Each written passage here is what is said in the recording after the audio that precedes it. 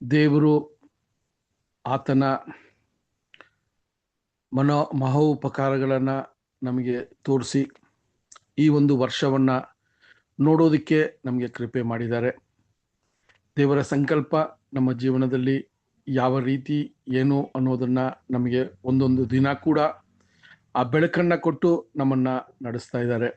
So ಇನ್ನೂ ಕೂಡ ಅವರ ಚಿತ್ತದ ಪ್ರಕಾರ ಈ ಒಂದು ಲೋಕದಲ್ಲಿ ನಾವು ಬದುಕೋದು ಎಷ್ಟು ವರ್ಷ ಕಾಲ ಅಂತ ನಮಗೆ ತಿಳಿದೇ ಇದೆ.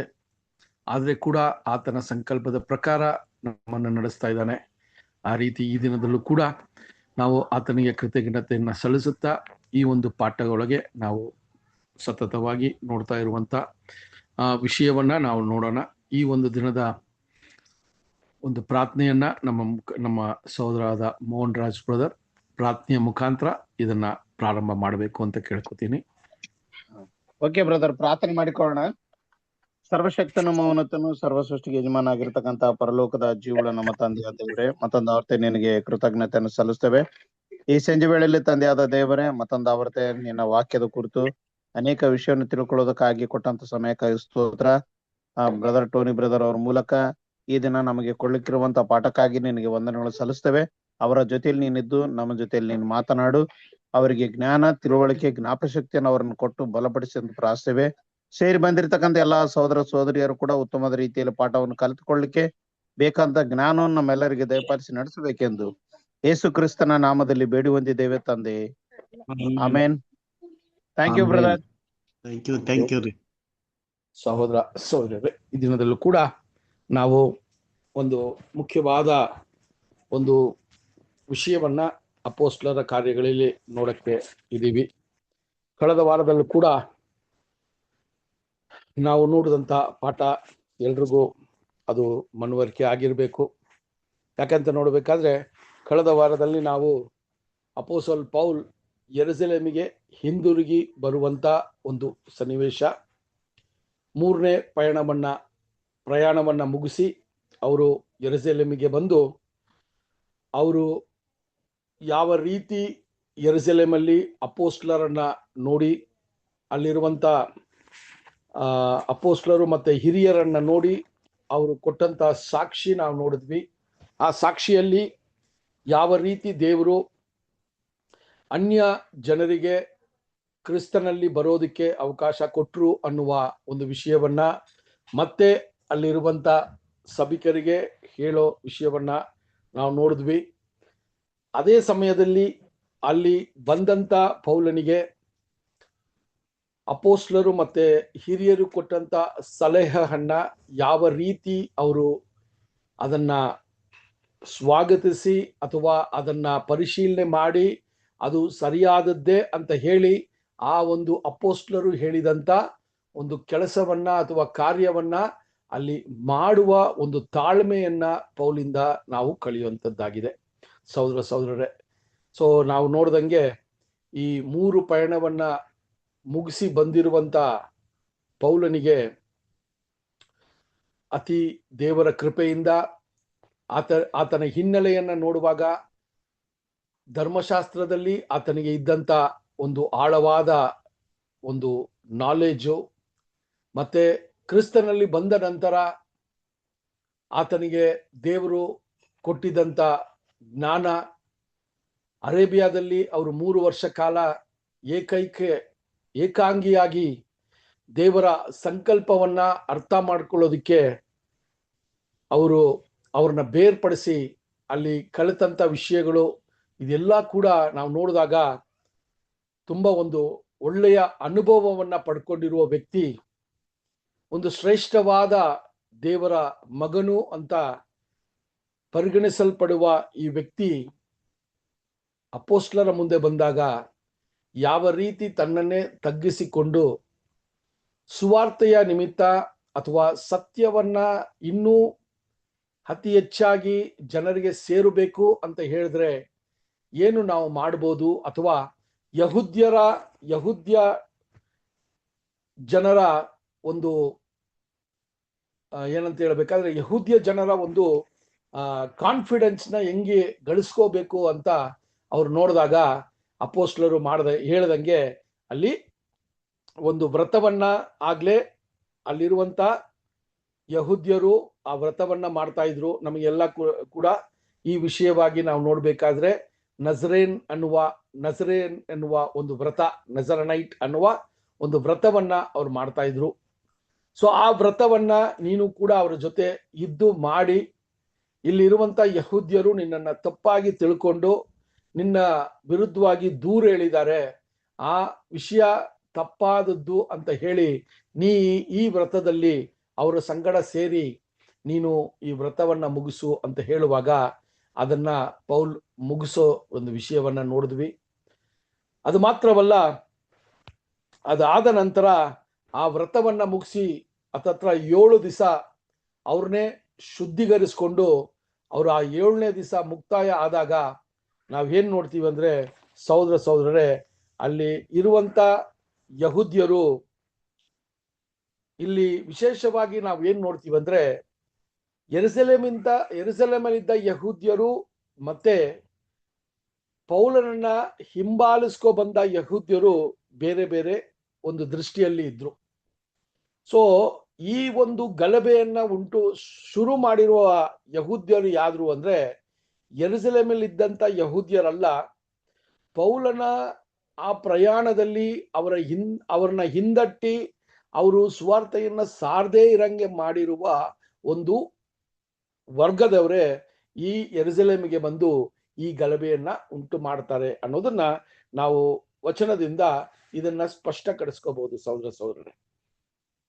ಸೊ ಆ ರೀತಿ ನಾವು ನೋಡುವಾಗ ಅಲ್ಲಿ ಆ ಗಲಭೆ ಉಂಟಾಗಿ, ಅಲ್ಲಿ ನಾವು ಕಳೆದ ವಾರದಲ್ಲಿ ನೋಡುವಾಗ ಪೌಲನು ಸಾಯುವ ರೀತಿಯಲ್ಲಿ ಅಥವಾ ಸಾಯುವ ಮಟ್ಟಕ್ಕೆ ಪೌಲನನ್ನ ಒಡೆಯುವ ಅಥವಾ ಅವ್ರನ್ನ ದಾಳಿ ಮಾಡುವ ಒಂದು ಸನ್ನಿವೇಶವನ್ನ ನಾವು ನೋಡ್ತೀವಿ ಸಹೋದರರೇ. ಆ ದಾಳಿ ಮಾಡುವ ಸನ್ನಿವೇಶವನ್ನ ನಾವು ನೋಡುವಾಗ ದೇವರ ಸಂಕಲ್ಪವಿಲ್ಲದೆ ಒಬ್ಬ ದೇವರ ಮಗನಿಗೂ ಅಥವಾ ಮಗಳಿಗೂ ಯಾವುದೇ ರೀತಿಯ ಒಂದು ವಿಷಯ ಅವರ ಅನುಮತಿ ಇಲ್ಲದೆ ನಡೆಯಲ್ಲ ಅನ್ನೋದು ಈ ಒಂದು ಘಟನೆಯಲ್ಲಿ ನಮಗೆ ಸ್ಪಷ್ಟ ಆಗ್ತಾ ಇದೆ.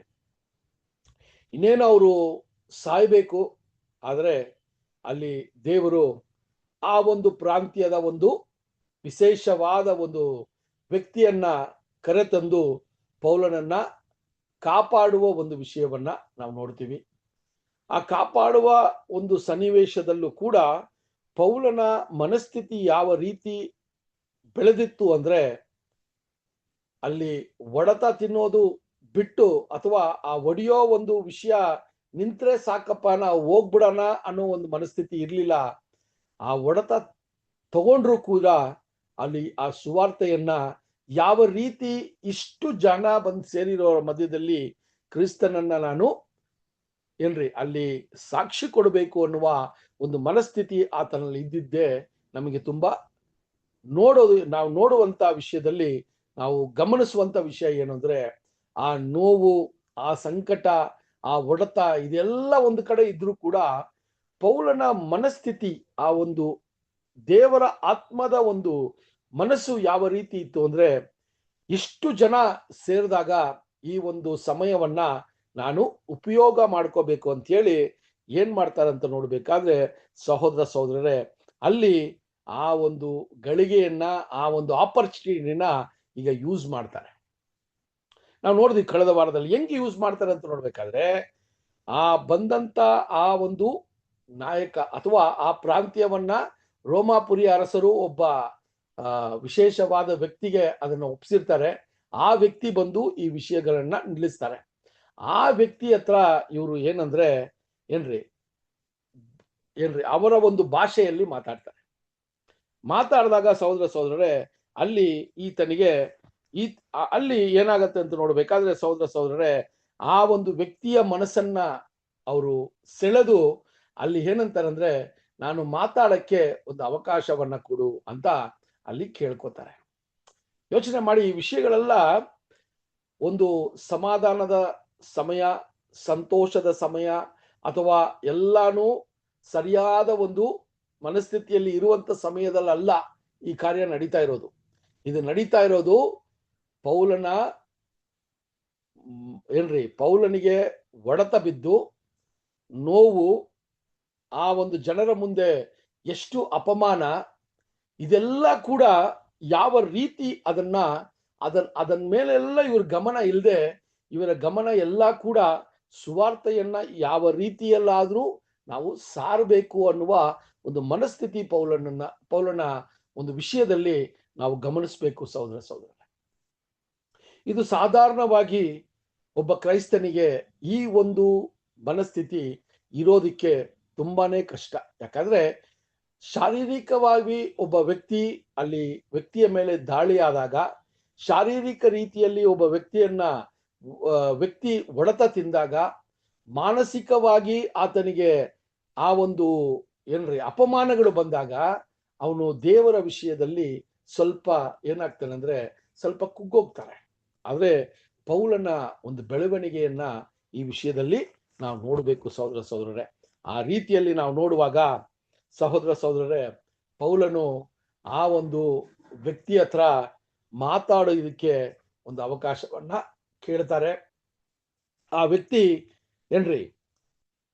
ಅಲ್ಲಿ ಗ್ರೇಕ ಒಂದು ಭಾಷೆಯಲ್ಲಿ ಮಾತಾಡೋದ್ರಿಂದ ಆ ವ್ಯಕ್ತಿಗೆ ಈತನಿಗೆ ಆ ಗ್ರೇಕ ಭಾಷೆಯಲ್ಲಿ ಮಾತಾಡಿದ ತಕ್ಷಣ ಈತನಿಗೆ ಒಂದು ಅವಕಾಶವನ್ನ ಕೊಡಬೇಕು ಅನ್ನುವ ಒಂದು ಮನಸ್ಸು ಆತನಿಗೆ ಬಂತು ಅಂತ ಕೂಡ ನಾವು ನೋಡ್ತೀವಿ. ಸೊ ಆ ರೀತಿಯಲ್ಲಿ ನಾವು ಕಳೆದ ವಾರದಲ್ಲಿ ಕೂಡ ನೋಡಿದ್ವಿ.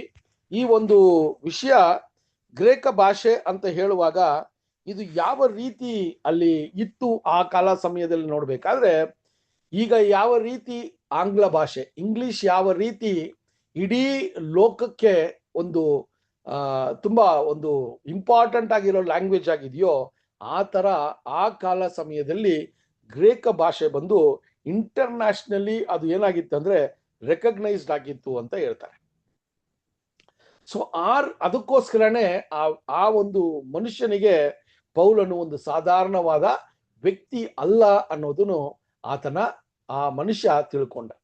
ಸೊ ಅದಾದ ನಂತರ ಸಹೋದರ ಸಹೋದರರೇ, ಈಗ ಅಲ್ಲಿ ಯೆರೂಸಲೇಮಲ್ಲಿ ಪೌಲನ ವಿರುದ್ಧವಾಗಿ ಬಂದಂತ ವ್ಯಕ್ತಿಗಳು ಅಲ್ಪವೇ ಇದ್ರೂ ಕೂಡ ಅವರ ಜೊತೆ ಸೇರಿದಂತ ಯಹೂದ್ಯರು ಅನೇಕ ಜನರಿದ್ರು. ಅವ್ರಿಗೆ ಎಷ್ಟೋ ವಿಷಯದಲ್ಲಿ ನಾವು ನೋಡಿದಾಗ ಏನಕ್ಕೆ ಈ ಗೊಂದಲ ನಡೀತಾ ಇದೆ, ಏನಕ್ಕೆ ಈ ತರನ ಹೊಡಿತಾ ಇದ್ದಾರೆ ಅನ್ನೋದು ಕೂಡ ಗೊತ್ತಿಲ್ಲದೆ ಇರುವಂತ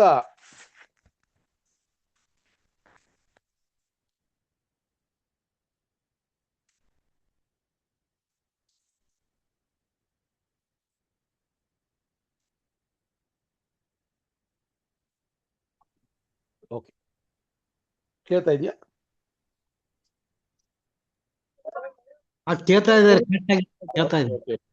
ಸ್ವಲ್ಪ ಡಿಸ್ಕನೆಕ್ಟ್ ಆಯ್ತು ಅದರಿಂದ. Okay brother, thanks. ಸೊ ಎಷ್ಟೋ ಆ ಯೆರೂಸಲೇಮಲ್ಲಿ ಸೇರಿದಂತ ಜನರಿಗೆ ಎಷ್ಟೋ ಯಹೂದ್ಯ ಜನರಾಗಿದ್ರು ಕೂಡ ಏನಕ್ಕೆ ಒಬ್ಬ ವ್ಯಕ್ತಿಯನ್ನ ಹೊಡಿತಾ ಇದ್ದಾರೆ ಅನ್ನೋದು ಗೊತ್ತಿಲ್ಲ. ಅಲ್ಲಿ ಏನಂತ ಗೊತ್ತಾಗ್ತಾ ಇದೆ ಅಂದ್ರೆ, ನಮ್ಮ ವಿರುದ್ಧವಾಗಿ ಯಾರೋ, ನಮ್ಮ ಒಂದು ಧರ್ಮದ ವಿರುದ್ಧವಾಗಿ ಯಾರೋ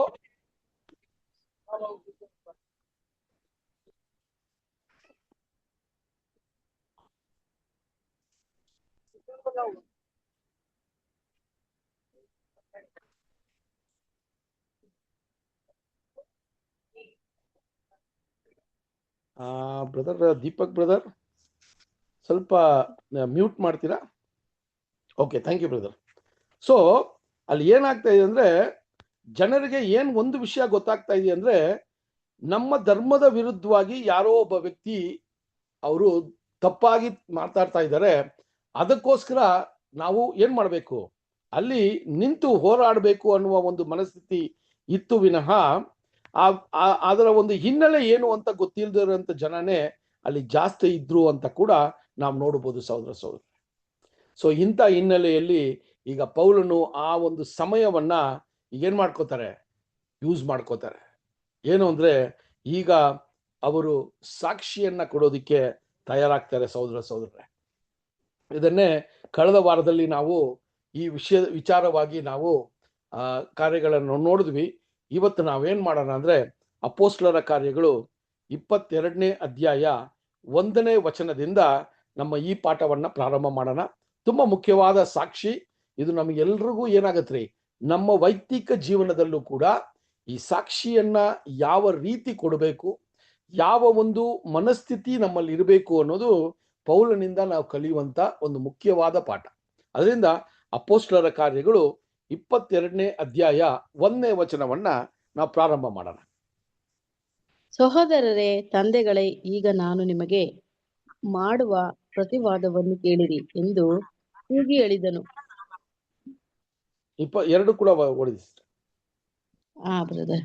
ಅವನು ತಮ್ಮ ಸಂಗಡ ಇಬ್ರಿಯ ಭಾಷೆಯಲ್ಲಿ ಮಾತಾಡುವುದನ್ನು ಕೇಳಿ ಅವರು ಮತ್ತು ನಿಶ್ಶಬ್ದರಾದರು. ಆಗ ಅವನು ಹೇಳಿದನು. ಸಹೋದರರೇ, ಇಲ್ಲಿ ಹೆಂಗೆ ಪ್ರಾರಂಭ ಮಾಡ್ತಾರೆ ಅಂತ ನೋಡ್ಬೇಕಾದ್ರೆ ಅಲ್ಲಿ 3 ವಿಷಯವನ್ನ ಹೇಳ್ತಾರೆ ಅಲ್ವಾ?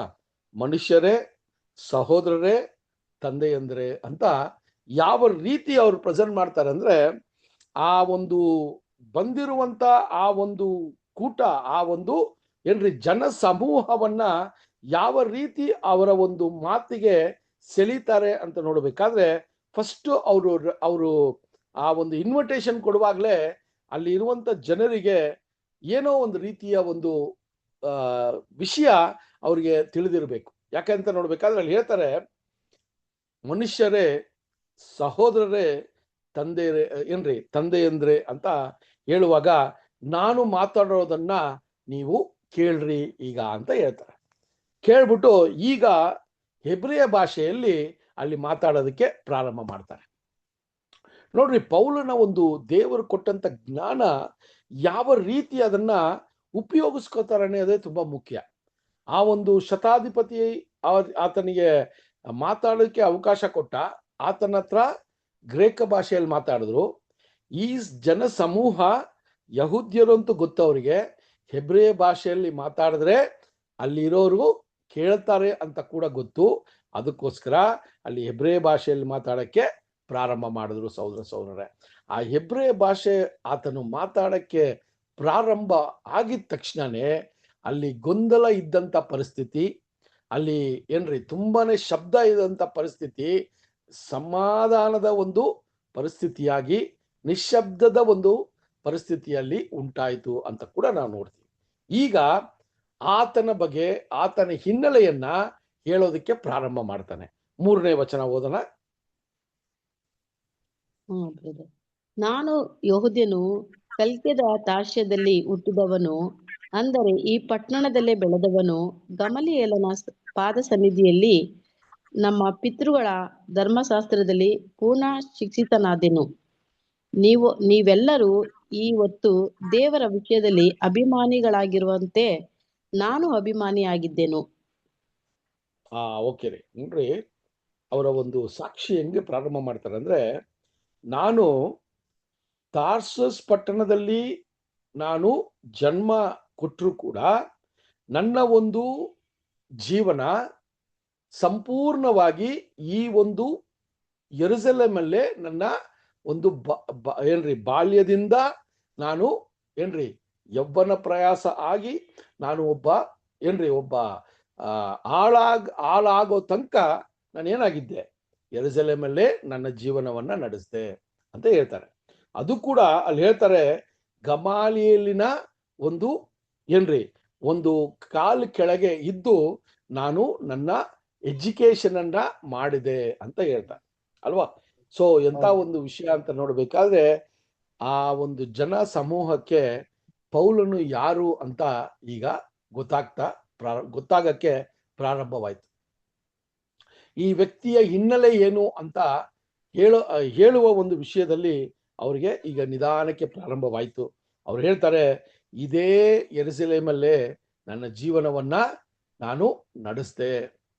ಅದು ಮಾತ್ರವಲ್ಲ, ನಾನು ಧರ್ಮಶಾಸ್ತ್ರದಲ್ಲಿ ಪ್ರವೀಣನಾಗಿ ಗಮಾಲಿಯೇಲನ ಪಾದಪೀಠದಲ್ಲಿ ಇದ್ದು ಈ ನನ್ನ ಒಂದು ಎಜುಕೇಶನ್ನ ನಾನು ಮಾಡಿದೆ ಅಂತ ಹೇಳುವಾಗ ಯೋಚನೆ ಮಾಡಿ ಸಹೋದರರೇ, ಅಲ್ಲಿ ಇದ್ದಂತ ಯಹೂದ್ಯರಿಗೆ ಗಮಾಲಿಯೇಲಿನ ಒಂದು ಪಾದಪೀಠ ಅಂದ್ರೆ ಅವ್ರಿಗೆಲ್ಲ ಎಷ್ಟು ಮಾಹಿತಿ ಇದ್ದಿರ್ಬೋದು ಅಂದ್ರೆ, ಆಕ್ಸ್ಫರ್ಡ್ ಯೂನಿವರ್ಸಿಟಿ ಅಂತ ಈಗ ಏನು ನಾವು ಹೇಳ್ತೀವೋ ಆ ರೀತಿ ಆ ಟೈಮಲ್ಲಿ ಆ ಗಮಾಲಿಯಲ್ಲಿನ ಪಾದಪೀಠ ಅಂತ ಹೇಳಿದಾಗ ಆ ಗಮಾಲಿಯಲ್ಲಿನ ಒಂದು ಏನ್ರಿ ಒಂದು ಸ್ಕೂಲು ಅದು ಹೆಂಗೆ ಫೇಮಸ್ ಆಗಿತ್ತು ಅಂದ್ರೆ ಅದಕ್ಕಿಂತ ಶ್ರೇಷ್ಠವಾದದ್ದು ಯಾವುದು ಇಲ್ಲ ಅಂತಿತ್ತು.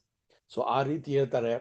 ಅದಾದ ನಂತರ ಹೇಳ್ತಾರೆ, ನಾನು ಕೂಡ ನಿಮ್ಮ ರೀತಿ ಯಹೂದ್ಯನಾಗೆ ನೀವು ಈಗ ಯಾವ ರೀತಿ ನಿಮ್ಮಲ್ಲಿ ಒಂದು ಛಲ, ದೇವರಿಗೋಸ್ಕರ ನಿಮಗೆ ಒಂದು ಹುಮ್ಮಸ್ಸು, ದೇವರ ಒಂದು ದೇವರದ ಒಂದು ಧರ್ಮಶಾಸ್ತ್ರ, ಇದರಲ್ಲೆಲ್ಲ ನೀವು ಯಾವ ರೀತಿ ಈಗ ಇದೀರೋ ಅಟ್ ಪ್ರೆಸೆಂಟು ಅದೇ ರೀತಿ ನಾನು ಕೂಡ ಇದ್ದೋನು ಅಂತ ಅಲ್ಲಿ ವ್ಯಕ್ತಪಡಿಸ್ತಾರೆ. ಸಹೋದರ ಯೋಚನೆ ಮಾಡಿ ಈ ವಿಷಯಗಳನ್ನ ಹೇಳುವಾಗ ಅವರು ಎಷ್ಟು ಅಲ್ಲಿರುವಂತ ಜನರ ಒಂದು ಕಾನ್ಫಿಡೆನ್ಸ್ ನ ಅವ್ರು ತಗೋತಾರೆ ಅಂದ್ರೆ, ಅಲ್ಲಿ ಹೇಳ್ತಾರೆ ನೀವು ಮಾಡ್ತಾ ಇರೋದು ತಪ್ಪು ಅಂತ ಹೇಳಿಲ್ಲ ಅವರು. ನೋಡ್ರಿ ಆ ಮಾತುಗಳು ಯಾವ ರೀತಿ ದೇವರ ಆ ಒಂದು ಜ್ಞಾನವನ್ನ ದೇವರು ಕೊಟ್ಟು ಅವರು ಮಾತನಾಡುವ ಮಾತುಗಳು ಯಾವುದು ಕೂಡ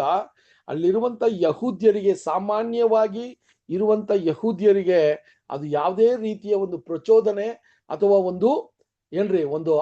ಒಂದು ಕೇಳದೆ ಇರುವಂತ ರೀತಿಯಲ್ಲಿ ಅವ್ರು ಮಾತಾಡಿಲ್ಲ, ಕೇಳುವಂತ ರೀತಿಯಲ್ಲಿ ಮಾತಾಡಲ್ಲ. ಅದಕ್ಕೆ ಹೇಳ್ತಾರೆ, ಅಲ್ಲಿ ಹೇಳ್ತಾರೆ, ನೀವು ನಿಮ್ಮ ತಂದೆಯರ ಒಂದು ಧರ್ಮಶಾಸ್ತ್ರದಲ್ಲಿ ಎಷ್ಟು ದೇವರ ವಿಚಾರದಲ್ಲಿ ನೀವು ನೀವು ಆ ಒಂದು ಜೆಲ್ಲಸ್ ಆಗಿದ್ದೀರೋ ಅದೇ ತರ ನಾನು ಕೂಡ ಇದ್ದೆ ಅಂತ ಹೇಳುವಂತ ವಿಷಯವನ್ನ ನೋಡ್ತೀವಿ ಸಹೋದರರೇ. ಸೊ ಅದರಿಂದ ಅಲ್ಲಿ ಪೌಲನು ಏನಂತ ಅಲ್ಲಿದ್ದಂತ ಯಹೂದ್ಯರಿಗೆ ತಿಳಿಸ್ತಾರಂದ್ರೆ, ನಾನು ಕೂಡ ಒಬ್ಬ ಯಹೂದ್ಯನಾಗಿ ಧರ್ಮಶಾಸ್ತ್ರದ ವಿಚಾರದಲ್ಲಿ ದೇವರು ಯಹೂದ್ಯರಿಗೆ ಕೊಟ್ಟಂತ ಎಲ್ಲಾ ಆಜ್ಞೆಗಳಲ್ಲಿ, ದೇವರು ಯಹೂದ್ಯರಿಗೆ ಕೊಟ್ಟಂತ ಶ್ರೇಷ್ಠವಾದ ಆಶೀರ್ವಾದಗಳಲ್ಲಿ ನಾನು ಕೂಡ ಪಾಲುಗಾರರಾಗಿದ್ದೆ. ನಾನು ಕೂಡ ನಮ್ಮ ಧರ್ಮವನ್ನ ಕಾಪಾಡೋದಕ್ಕೆ ಹಗಲು ರಾತ್ರಿ ನಾನು ಅದಕ್ಕೋಸ್ಕರನೇ ನನ್ನ ಜೀವನವನ್ನ ನಾನು ತ್ಯಾಗ ಮಾಡಿದ್ದೆ. ಇದೆಲ್ಲಾನೇ ಅವರು ಅಲ್ಲಿ ಹೇಳುವಂತ ವಿಷಯಗಳನ್ನ ನೋಡ್ತೀವಿ ಸಹೋದರರೇ. ಸೊ ಅದೇ ರೀತಿಯಲ್ಲಿ ಅಲ್ಲಿ ಪೌಲನು ಹೇಳುವಾಗ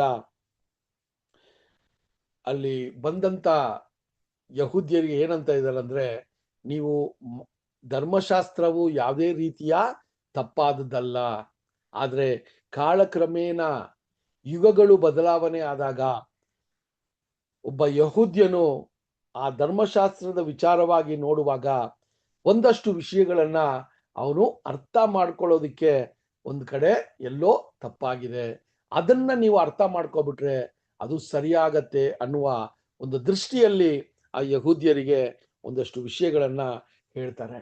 ಆವಾಗ ಅವ್ರು ಹೇಳಿದ್ರಲ್ಲ, ನಾನು ಕೂಡ ನಿಮ್ಮ ತರ ಸ್ವಾಮಿಗೋಸ್ಕರ ಅಥವಾ ದೇವರಿಗೋಸ್ಕರ ನಾನು ಎಷ್ಟು ಛಲವಾಗಿದ್ದೆ ಅಂತ ಹೇಳ್ಬಿಟ್ಟು ಅದಕ್ಕೆ ಅವರ ಹಿನ್ನೆಲೆಯನ್ನು ಹೇಳ್ತಾರೆ. ಈಗ ಅವರು ಎಷ್ಟು ಛಲದಲ್ಲಿದ್ರು ಅಲ್ವಾ, ಯಹೂದ್ಯರು ಅಲ್ವಾ, ಆ ಒಂದು ಯಹೂದ್ಯರ ಸಂಪ್ರದಾಯಗಳು, ಯಹೂದ್ಯರ ಆಜ್ಞೆಗಳು, ಇದರಲ್ಲಿ ಎಷ್ಟು ಒಂದು ಛಲದಲ್ಲಿದ್ರು ಅಥವಾ ಝೀಲಾಗಿದ್ರು ಅಂದ್ರೆ ಅದನ್ನ ಹೇಳ್ತಾರೆ ಸಹೋದರರೇ.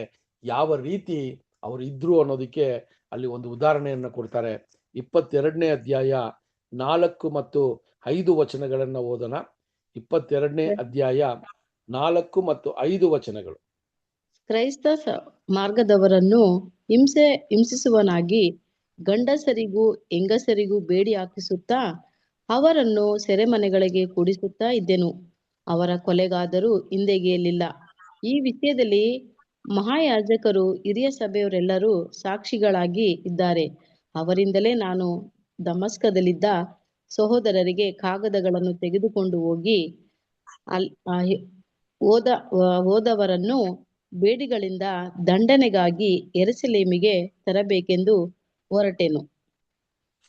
ಸರಿ ನೋಡ್ರಿ ಸಹೋದರರೇ, ಇಲ್ಲಿ ಹೇಳ್ತಾರೆ, ನನ್ನ ಒಂದು ಛಲ ಈ ಒಂದು ಧರ್ಮಶಾಸ್ತ್ರದ ವಿಚಾರದಲ್ಲಿ ಯಹೂದ್ಯರ ದೇವರಲ್ಲಿ ಎಷ್ಟು ಇತ್ತು ಅಂತ ನೋಡ್ಬೇಕಾದ್ರೆ, ನಾನು ಕ್ರೈಸ್ತರನ್ನ ಬಂಧಿಸೋದಕ್ಕೆ, ಅವ್ರನ್ನ ಮರಣಕ್ಕೆ ಒಪ್ಪಿಸೋದಕ್ಕೆ, ಅವ್ರನ್ನ ಸೆರೆಮನೆಯಲ್ಲಿ ಹಾಕೋದಿಕ್ಕೆ ಎಷ್ಟೋ ಜನರನ್ನ ನಾನು ಸೆರೆಮನೆಯಲ್ಲಿ ಹಾಕಿದ್ದೀನಿ, ಅವರನ್ನ ದಂಡಿಸಿದ್ದೀನಿ. ಈ ರೀತಿಯ ಒಂದು ವಿಷಯವನ್ನ ನಾನು ಮಾಡ್ತಾ ಇದ್ದೆ. ಅದೇ ತರ ನಾನು ಯೆರೂಸಲೇಮಲ್ಲಿ ಮಾತ್ರ ಅಲ್ಲ, ದಮಸ್ಕು ಪಟ್ಟಣದಲ್ಲೂ ಕೂಡ ಈ ರೀತಿ ಕ್ರೈಸ್ತರ ಒಂದು ಬೆಳವಣಿಗೆ ಜಾಸ್ತಿ ಆಗ್ತಾ ಇದ್ದಂಗೆ ಆ ದಮಸ್ಕುವಲ್ಲಿದ್ದಂಥ ಯಹೂದ್ಯರು ಅವರ ಧರ್ಮವನ್ನ ಕಾಪಾಡೋದಕ್ಕೆ ಈ ಕ್ರೈಸ್ತರನ್ನ ಅವರು ಬಂಧಿಸಿ ಆ ಬಂಧನೆಯಲ್ಲಿ ಇಟ್ಟಿದ್ರು. ಆವಾಗ ಯೆರೂಸಲೇಮಲ್ಲಿದ್ದ ಯಹೂದ್ಯರಿಗೆ ಒಂದು ಸಲಹೆಯನ್ನ ಕೇಳಿದ್ರು, ಇವ್ರನ್ನ ಏನ್ ಮಾಡ್ಬೇಕು ಈಗ ಅಂತ ಅದನ್ನೇ ಹೇಳ್ತಾರೆ. ಆ ರೀತಿ ಅವರು ಸಲಹೆಯನ್ನ ಕೇಳುವಾಗ ದಮಸ್ಕು ಯಹೂದ್ಯರು ಈ ಯೆರೂಸಲೇಮಲ್ಲಿದ್ದಂತ ಆ ಮುಖಂಡರು, ಆ ಯೆರೂಸಲೇಮಲ್ಲಿದ್ದಂತ ಮುಖಂಡರು ಅಥವಾ ಪ್ರಧಾನ ಹೈ ಪ್ರೀಸ್ಟ್ ಕೂಡ ಏನ್ ಮಾಡ್ತಾರ್ರಿ, ಇದಕ್ಕೆ ಸಾಕ್ಷಿಯಾಗಿದ್ದಾರೆ. ಇದು ನಡೆದು ಸುಮಾರು ವರ್ಷಗಳಾಗಿಲ್ಲ, ಕೆಲವೇ ವರ್ಷಗಳು ಅಂತ ಅವರಿಗೆ ಮನವರಿಕೆ ಮಾಡ್ತಾರೆ. ಈಗಲೂ ಕೂಡ ಇದು ತಪ್ಪ ಸರಿನಾ ಅಥವಾ ನಾನು ಹೇಳೋದು ಸತ್ಯನ ಅಂತ ನೀವು ತಿಳ್ಕೋಬೇಕಾದ್ರೆ ನೀವು ಪ್ರಧಾನ ಯಾಜಕರ ಹತ್ರ ಮತ್ತೆ ಮುಖಂಡರ ಹತ್ರ ಹೋಗಿ ನನ್ನ ಹಿನ್ನೆಲೆಯನ್ನ ಕೇಳಿದ್ರೆ ಇವತ್ತಿಗೂ ಅವ್ರು ಸಾಕ್ಷಿ ಹೇಳ್ತಾರೆ ಅಂತ ನಿಜವಾಗ್ಲೂ ಇದನ್ನ ಹೇಳಿರ್ಬೇಕು ಸಹೋದರ. ಸೊ ಹಂಗಿರುವಾಗ ಹೇಳ್ತಾರೆ, ಆ ವಿಷಯವನ್ನ ಹೇಳುವಾಗ ಅವರು ಹೇಳ್ತಾರೆ, ನಾನು ಎಷ್ಟು ನಾನು ಎಷ್ಟು ಝೀಲಾಗಿ ದೇವ್ರಿಗೋಸ್ಕರ ಇದ್ದೆ ಅಂದ್ರೆ ನಮ್ಮ ಧರ್ಮವನ್ನ ಕಾಪಾಡೋದಕ್ಕೆ, ಧರ್ಮಶಾಸ್ತ್ರದ ವಿಚಾರಗಳನ್ನ ಕಾಪಾಡೋದಕ್ಕೆ, ಅಥವಾ ಅಲ್ಲಿ ಯಾವುದೇ ತಪ್ಪಾದ ಒಂದು ರೀತಿಯಲ್ಲಿ ಜನರು ಯಹೂದ್ಯರನ್ನ ಸೆಳಿಬಾರದು ಅಂತ ಹೇಳಿ ಅಷ್ಟು ಕಡಾಖಂಡಿತವಾಗಿ ನಾನು ಇದ್ದ ವ್ಯಕ್ತಿ. ಯಾವಾಗ ದಮಸ್ಕು ಇಂತ ಒಂದು ಪತ್ರ ಬಂತೋ ಆ ಪತ್ರವನ್ನ ಆ ಮುಖಂಡರು ಅಲ್ಲಿ ಪೌಲನು ಕೂಡ ನಾವು ನೋಡುವಾಗ ಒಂದು ಒಳ್ಳೆ ಸ್ಥಾನಮಾನದಲ್ಲಿದ್ರು. ಆತನು ಪರಿಸೇಯನಾಗಿದ್ದ. ಅಲ್ಲಿರುವಂತ ಮುಖಂಡರಿಗೆ ಎಲ್ರಿಗೂ ಪರಿಚಯ ಆಗಿರೋನಾಗಿದ್ರು.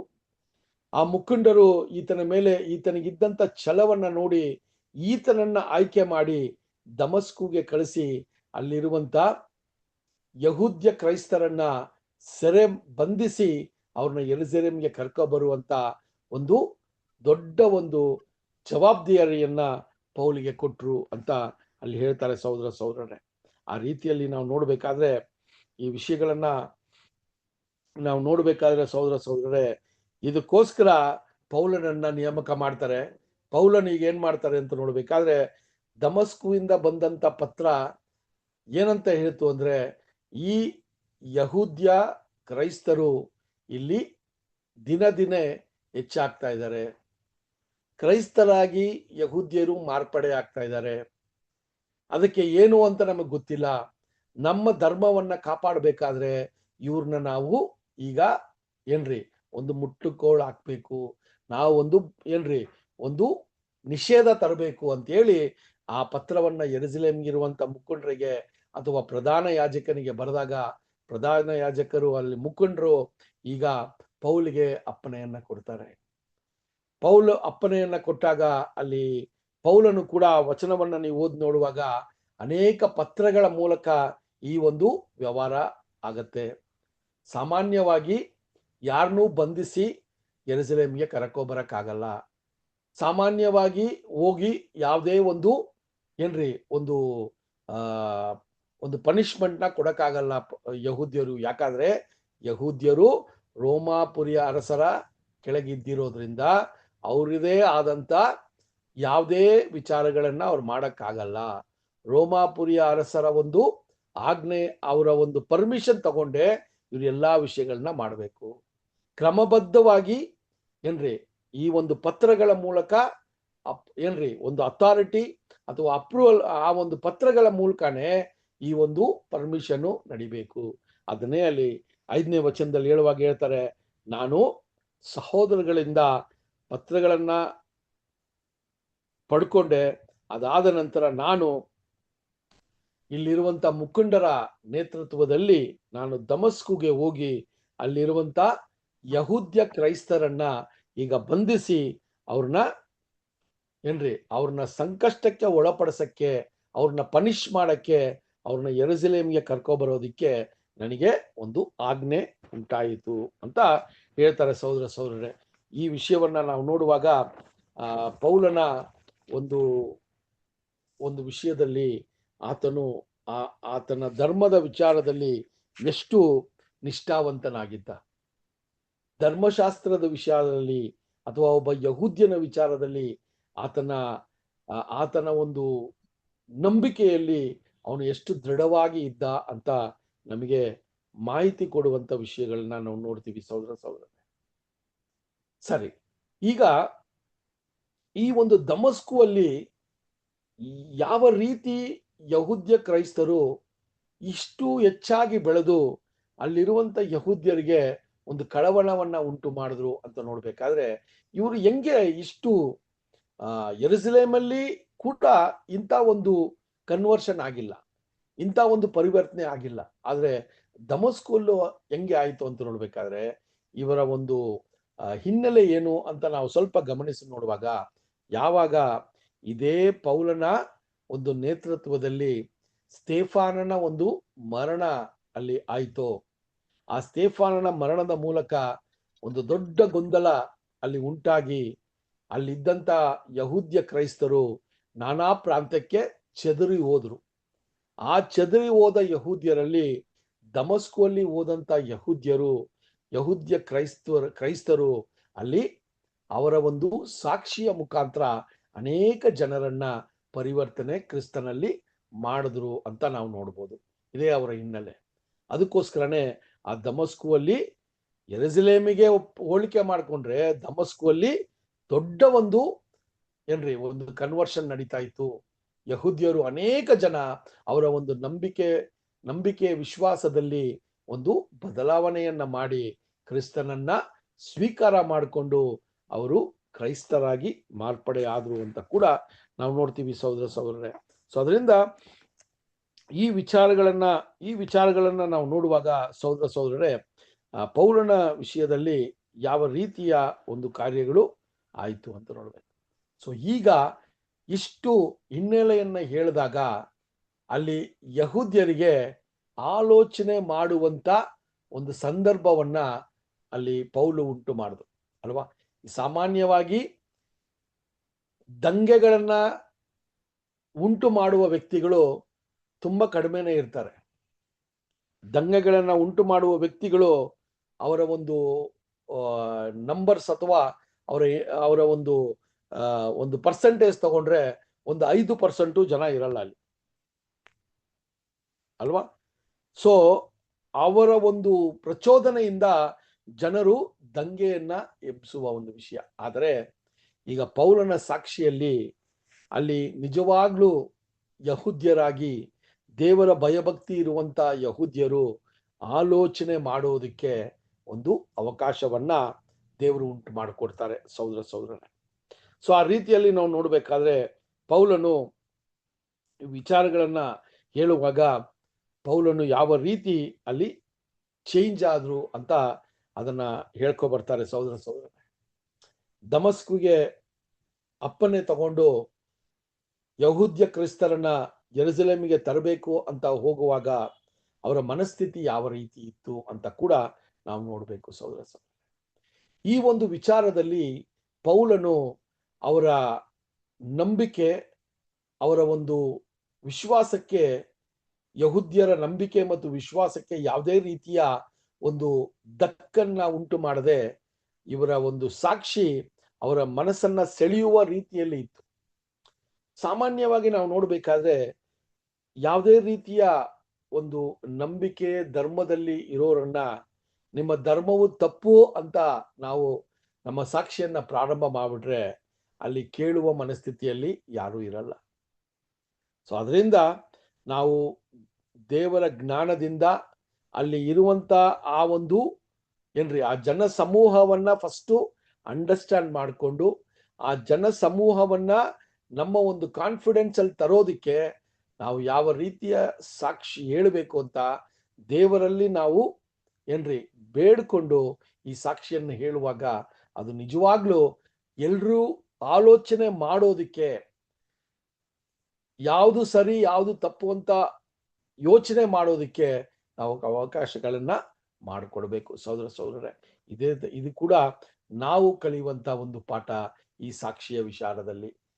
ಸಹೋದರರೇ, ನಾವು ಸಾಕ್ಷಿಯನ್ನ ಕೊಡುವಾಗ ಯಾವುದೇ ರೀತಿಯ ಪಂಗಡ ಇದ್ರೂ ಕೂಡ ನಾವು ಆ ನಿಮ್ಮ ಒಂದು ನಂಬಿಕೆ ತಪ್ಪಾದದ್ದು ಅಂತ ಡೈರೆಕ್ಟ್ ಆಗಿ ಹೇಳೋದಕ್ಕಿಂತ ನಮ್ಮ ಒಂದು ನಂಬಿಕೆ ಯಾವ ರೀತಿ ಇದೆ, ಇದು ಸತ್ಯವೇದದಲ್ಲಿ ಎಷ್ಟು ಹೋಲಿಕೆ ಆಗತ್ತೆ ಅಂತ ನಾವು ಆ ವಿಚಾರವನ್ನ ನಾವು ಮುಂದಿಟ್ಟಾಗ ನಿಜವಾಗ್ಲೂ ಅವ್ರ ಆಲೋಚನೆ ಮಾಡೋದಿಕ್ಕೆ ಒಂದು ಅವಕಾಶ ಮಾಡಿಕೊಡ್ತೀವಿ. ಇದೆಲ್ಲ ಕೂಡ ಪೌಲನ ಸಾಕ್ಷಿಯಲ್ಲಿ ನಾವು ನಿಧಾನಕ್ಕೆ ನಾವು ನೋಡ್ಕೊ ಬರುವಂತವರಾಗಿದ್ದೀವಿ ಸಹೋದರರೇ.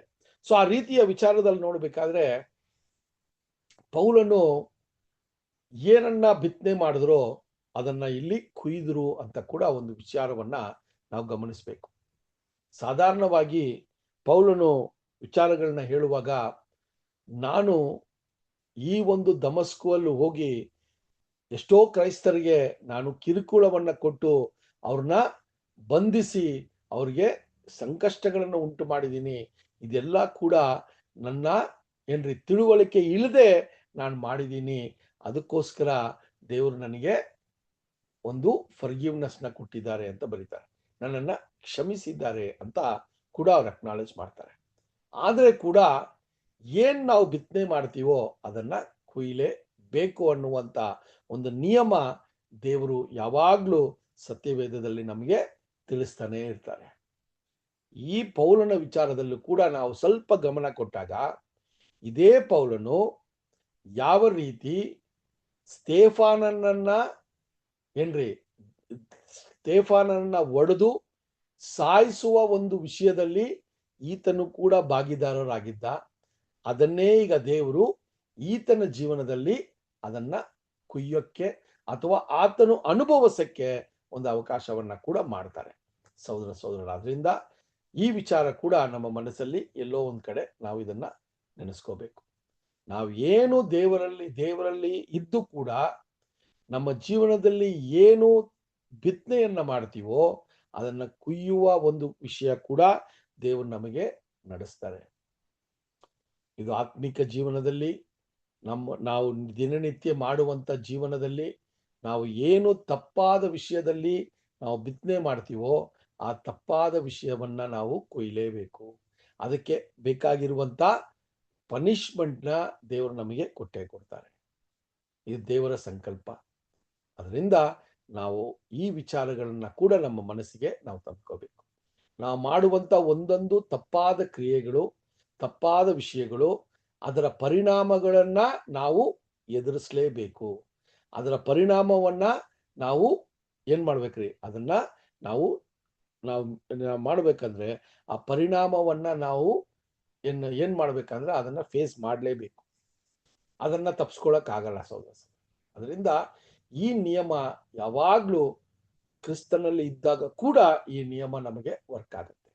ಅದನ್ನೇ ಇಲ್ಲಿ ಸಹೋದರ ಹೇಳ್ತಾರೆ, ಅವರ ಬರವಣಿಗೆಯಲ್ಲಿ ಹೇಳ್ತಾರೆ, ಪೌಲನಿಗೆ ಅನುಭವ ಯಾವಾಗ ಆಯ್ತು ಅಂದ್ರೆ ಸ್ತೆಫಾನನ್ನ ಸಾಯಿಸುವಾಗ ಆತನ ಮನಸ್ಥಿತಿ ಯಾವ ರೀತಿ ಇತ್ತು, ಆ ಸ್ತೆಫಾನನು ಸಾಯೋದಿಕ್ಕೆ ಪೌಲನು ಕಾರಣರಾಗಿದ್ದ ಅದೇ ಪೌಲನಿಗೆ ಆ ಮರಣದ ಅನುಭವವನ್ನ ದೇವರು ತೋರಿಸಿದ್ರು. ಆ ಮರಣದ ಅನುಭವವನ್ನ ನೋಡಿದಾಗ್ಲೇ ಪೌಲನಿಗೆ ಆತನು ಮಾಡಿದಂತ ತಪ್ಪಿಗೆ ಅರಿವಾಗಿ ಅವನು ದೇವರಲ್ಲಿ ಕ್ಷಮಾಪಣೆ ಕೇಳುವನಾಗಿ ಕೂಡ ಇರಬೇಕು ಅಂತ ಕೂಡ ನಾವು ನೋಡ್ತೀವಿ ಸಹೋದರ. ಅದರಿಂದ ತಿಳುವಳಿಕೆ ಇಲ್ಲದೆ ಇರುವಾಗ ಮಾಡಿದಂತ ತಪ್ಪುಗಳಿಗೆ ದೇವರು ಒಂದಷ್ಟು ಸುಲಭವಾದ ಒಂದು ಪೆಟ್ಟನ್ನ ಕೊಡ್ತಾರೆ ಅಲ್ವಾ. ಆದ್ರೆ ಎಲ್ಲಾ ಗೊತ್ತಿದ್ದು ಒಬ್ಬ ವ್ಯಕ್ತಿ ಅಥವಾ ಕ್ರೈಸ್ತನಾಗಿರುವಂತ ನಾವು ಎಲ್ಲಾ ಗೊತ್ತಿದ್ದು ಇಗ್ನೋರೆನ್ಸ್ ಅಲ್ಲಿ ಮಾಡಿದ್ರೆ ದೇವರು ಒಂದಷ್ಟು ವಿಷಯಗಳಿಗೆ ಆ ಪೆಟ್ಟನ್ನ ಕೊಟ್ಟು ನಮ್ಮನ್ನ ಸರಿಪಡಿಸ್ತಾರೆ. ಎಲ್ಲಾ ವಿಷಯಗಳು ಗೊತ್ತಿದ್ದು ಕೂಡ ನಾವು ತಪ್ಪನ್ನ ಮಾಡಿದಾಗ ದೇವರ ಒಂದು ಶಿಕ್ಷೆ ಸ್ವಲ್ಪ ಜಾಸ್ತಿನೇ ನಮಗೆ ಇರ್ತದೆ ಅನ್ನೋದನ್ನ ಕೂಡ ನಾವು ತಿಳ್ಕೋಬೇಕು ಸಹೋದರರೇ. ಆ ಪೆಟ್ಟನ್ನ ಕೊಡೋದು ಕೂಡ ನಮ್ಮ ಒಳ್ಳೇದಕ್ಕೋಸ್ಕರನೇ. ನಾವು ಬದಲಾವಣೆ ಆಗ್ಬೇಕು. ನಮ್ಮ ಒಂದು ಮನಸ್ಥಿತಿಗಳು ಯಥಾರ್ಥವಾದ ಹೃದಯದ ಮನಸ್ಥಿತಿಗಳಾಗ್ಬೇಕು ಅಂತಾನೆ ದೇವರು ನಮ್ಮನ್ನ ಶಿಕ್ಷಿಸ್ತಾರೆ. ನಾವು ನಾಶ ಆಗೋದಿಕ್ಕೆ ದೇವರು ನಮ್ಮನ್ನ ಶಿಕ್ಷಿಸಲ್ಲ ಸಹೋದರರೇ. ಇದು ಕೂಡ ನಾವು ತುಂಬಾ ಮುಖ್ಯವಾಗಿ ತಿಳ್ಕೊಳ್ಳುವಂತ ವಿಷಯ ಸಹೋದರರೇ. ಸೊ ಆ ರೀತಿ ಇದ್ದಾಗ ಇಲ್ಲಿ ಪೌಲನು ದಮಸ್ಕಿಗೆ ಹೋದ ಒಂದು ಮನಸ್ಥಿತಿ ಯಾವ ರೀತಿ ಇತ್ತು, ದಮಸ್ಕುವಲ್ಲಿ ಏನು ಕೆಲಸಕ್ಕೋಸ್ಕರ ಪೌಲನು ಹೋದ, ಆದ್ರೆ ಅಲ್ಲಿ ನಡೆದಂತ ವಿಷಯ ಏನು ಅಂತ 6ನೇ ವಚನದಲ್ಲಿ ತಿಳಿಸ್ತಾರೆ ನೋಡ್ರಿ. ಅಪೊಸ್ತಲರ ಕಾರ್ಯಗಳು 22ನೇ ಅಧ್ಯಾಯ 6ನೇ ವಚನ. ನಾನು ಪ್ರಯಾಣ ಮಾಡುತ್ತಾ ದಮಸ್ಕದ ಹತ್ತಿರಕ್ಕೆ ಬಂದಾಗ ಸುಮಾರು ಮಧ್ಯಾಹ್ನದಲ್ಲಿ ಪಕ್ಕನೆ ಆಕಾಶದೊಳಗಿಂದ ಒಂದು ದೊಡ್ಡ ಬೆಳಕು ನನ್ನ ಸುತ್ತಲೂ ಹೊಳೆಯಿತು. ನಾನು ನೆಲಕ್ಕೆ ಬಿದ್ದೆನು. ಸರಿ ನೋಡ್ರಿ, ಇಲ್ಲಿ ಈಗ ಕುದುರೆ ಸವಾರಿಯಲ್ಲಿ ಇವರು ಒಂದು ಆಜ್ಞೆಯನ್ನ ತಗೊಂಡು, ಯೆರೂಸಲೇಮಲ್ಲಿ ಆಜ್ಞೆಯನ್ನ ತಗೊಂಡು, ಪರ್ಮಿಷನ್ ತಗೊಂಡು ಅಲ್ಲಿ ಇರುವಂತ ಯಹೂದ್ಯ ಕ್ರೈಸ್ತರನ್ನ ಬಂಧಿಸಿ ಯೆರೂಸಲೇಮ್ಗೆ ತರುವಂತ ಒಂದು ಮಿಷನ್ ಅಲ್ಲಿ ಹೋದ್ರು, ಅಲ್ಲಿ ಅಲ್ವಾ, ಒಂದು ಕೆಲಸದಲ್ಲಿ ಹೋದ್ರು. ಆದ್ರೆ ಅಲ್ಲಿ ಹೇಳ್ತಾರೆ, ನಾನು ದಮಸ್ಕುಗೆ ಪ್ರಯಾಣ ಮಾಡುವಾಗ ಅದು ಮಧ್ಯಾಹ್ನ ಹೊತ್ತಿನಲ್ಲಿ ಒಂದು ದೊಡ್ಡದಾದ ಬೆಳಕು ನನ್ನನ್ನ ಆವರಿಸ್ಕೋತು ಅಂತ ಹೇಳ್ತಾರೆ. ಅದು ಆಕಾಶದಿಂದ ಒಂದು ಬೆಳಕು ನನ್ನನ್ನ ಆವರಿಸ್ಕೋತು ಅಂತ ಒಂದು ವಿಷಯವನ್ನ ಹೇಳ್ತಾರೆ ಸಹೋದರರೇ. ಸೊ ಇಲ್ಲಿ ಸ್ವಾಮಿಯ ಒಂದು ಪ್ರಸನ್ನತೆಯನ್ನ ಅಲ್ಲಿ ನಾವು ನೋಡ್ಬೋದು. ಅಲ್ಲಿ ವಿಷಯವನ್ನ ನೋಡುವಾಗ ಸಹೋದರರೇ, ವಿಶೇಷವಾಗಿ ಪೌಲನು ಕುದುರೆ ಸವಾರಿಯಲ್ಲಿ ಹೋದಾಗ ಆತನು ಒಬ್ಬನು ಮಾತ್ರ ಹೋಗಿಲ್ಲ, ಆತನ ಸಂಗಡ ಅನೇಕ ಯೋಧಕರು ಅಥವಾ ಸೋಲ್ಜರ್ಸು ಹೋಗಿರ್ತಾರೆ. ಇವರು ಒಬ್ರು ಮಾತ್ರ ಹೋಗಿಲ್ಲ, ಅವರ ಸಂಗಡ ಇನ್ನೂ ಸುಮಾರು ಮಂದಿ ಜನ ಇದ್ರು. ಎಷ್ಟು ಜನ ಇದ್ರು ಅಂತ ನಮಗೆ ಗೊತ್ತಿಲ್ಲ, ಆದ್ರೆ ಹತ್ತತ್ರ ಒಂದು 20 ಮಂದಿ ಅಥವಾ 30 ಮಂದಿ ಇದ್ದಿರಬಹುದು. ಯಾಕಂದ್ರೆ ಇವರು ಹೋಗುವ ಒಂದು ಕೆಲಸ ಹಂಗಿತ್ತು ಅಲ್ವಾ. ಸೊ ಅದರಿಂದ ಇವರ ಸಂಗಡ ಇದ್ದವರು ಸಂಗಡ ಜೊತೆ ಹೋಗ್ತಾ ಇದ್ದಾಗ ಆ ದೊಡ್ಡದಾದ ಬೆಳಕು ಆಕಾಶದಿಂದ ಇವ್ರನ್ನ ಆವರಿಸ್ಕೊತು ಅಂತ ಹೇಳ್ತಾರೆ ಸಹೋದರರೇ. ಸೊ ಹಂಗಿರುವಾಗ ಅಲ್ಲಿ ಯೋಚನೆ ಮಾಡಿ ನೋಡಿ, ಅದು ಯಾವ ರೀತಿಯ ಬೆಳಕಾಗಿತ್ತು ಅಂದ್ರೆ ಪೌಲನು ಅದನ್ನ ವಿವರಿಸ್ತಾರೆ. ಅದನ್ನ ನೋಡಕ್ಕೆ ಕೂಡ ಒಂದು ಕ್ಷಣ ಅದನ್ನ ನೋಡಕ್ಕೆ ಕೂಡ ನನ್ನ ಕೈಯಿಂದ ಆಗಿಲ್ಲ ಅಂತ ಹೇಳ್ತಾರೆ. ಆ ಒಂದು ಬೆಳಕನ್ನ ನೋಡಿದ ತಕ್ಷಣ ನಾನು ಎಷ್ಟು ಎದುರ್ದೆ ಅಂದ್ರೆ, ನಾನು ಆ ಒಂದು ಕುದುರೆ ಸವಾರಿಯಲ್ಲಿ ಇದ್ದಂತ ನಾನು ಕೆಳಗೆ ಬಿದ್ದೋದೆ ಅಂತ ಹೇಳ್ತಾರೆ. ಯೋಚನೆ ಮಾಡಿ, ಪೌಲನು ಸಾಮಾನ್ಯವಾದ ವ್ಯಕ್ತಿ ಅಲ್ವಾ, ಒಂದು ಎಜುಕೇಟೆಡ್ ಮ್ಯಾನು, ತುಂಬಾ ಶಕ್ತಿಶಾಲಿಯಾಗಿದ್ದ ವ್ಯಕ್ತಿ. ಆ ಬೆಳಕನ್ನ ನೋಡಿ ಭಯ ಬಿದ್ದು ಅವ್ರು ಬಿದ್ದಾಗ ಸಹೋದರರೇ, ಅಲ್ಲಿ ಒಂದು ಧ್ವನಿ ಕೇಳ್ತು ಅವ್ರಿಗೆ. ಆ ಧ್ವನಿನೇ ಅವ್ರಿಗೆ ಒಂದು ದೊಡ್ಡ ಒಂದು ಏನಾಗಿತ್ರಿ, ಒಂದು ಟರ್ನಿಂಗ್ ಪಾಯಿಂಟ್ ಆಯ್ತು ಅವ್ರ ಲೈಫಲ್ಲಿ ಅಲ್ವಾ. ಸೊ ಅಲ್ಲಿ ನಾವು ನೋಡುವಾಗ 22ನೇ ಅಧ್ಯಾಯ 7ರಿಂದ 9 ವಚನ ತನಕ ಓದೋಣ. 22ನೇ ಅಧ್ಯಾಯ 7ರಿಂದ 9 ವಚನ ತನಕ. ನಾನು ಪ್ರಯಾಣ ಮಾಡುತ್ತಾ ಹಿಂಸೆ ಪಡಿಸುತ್ತಿ ಎಂದು ನನಗೆ ಕೇಳಿದ ಒಂದು ಶಬ್ದವನ್ನು ಕೇಳಿದೆನು. ಅದಕ್ಕೆ ನಾನು, ಕರ್ತನೇ, ನೀನಾರು ಎಂದು ಕೇಳಲು ಆತನು, ನೀನು ಹಿಂಸೆ ಪಡಿಸುವ ನಜರೇತಿನ ಯೇಸುವೆ ನಾನು ಎಂದು ನನಗೆ ಹೇಳಿದ್ದನು.